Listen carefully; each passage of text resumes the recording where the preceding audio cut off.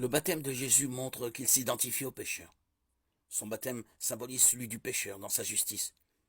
Sa mort avec lui et sa résurrection pour une vie nouvelle, libre du péché. Sa justice parfaite remplit toutes les exigences de la loi, pour le compte de pécheurs bien incapables d'y arriver par eux-mêmes.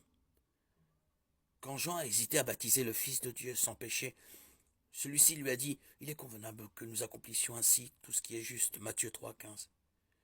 Une allusion à sa justice qu'il donne en échange de leurs péchés à tous ceux qui viennent à lui. 2 Corinthiens 5,21.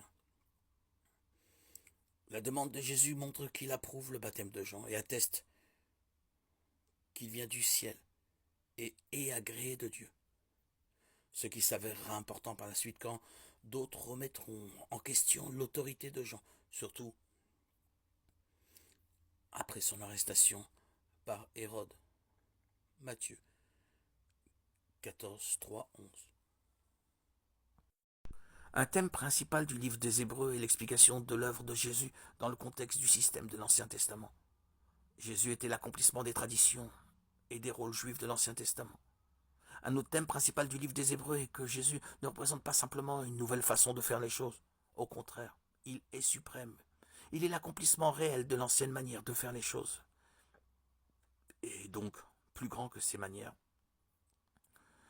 Concernant le système du temple sous la loi mosaïque, l'auteur des Hébreux écrit « Mais maintenant, il a obtenu un ministère d'autant supérieur qu'il est le médiateur d'une alliance plus excellente qui a été établie sur de meilleures promesses. » Hébreux 8.6.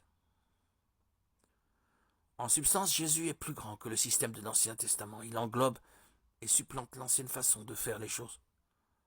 Cela est évident dans les nombreuses comparaisons de Jésus avec les rôles et les rites de l'Ancien Testament.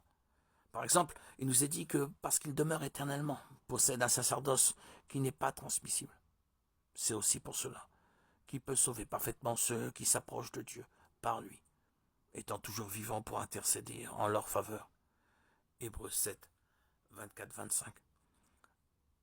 Jésus englobe le sacerdoce de l'Ancien Testament, et il en est le maître. Matthieu 27, 50, 53 rapporte « Jésus poussa de nouveau un grand cri et rendit l'esprit. Et voici le voile du temple se déchira en deux. Depuis le haut jusqu'en bas, la terre trembla, les rochers se fendirent. Les sépulcres s'ouvrirent et plusieurs corps des saints qui étaient morts ressuscitèrent.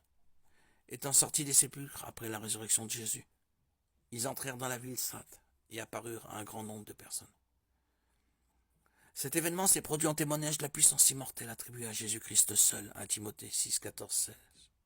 Seul Dieu a le pouvoir de vie et de mort, 1 Samuel 2, 6.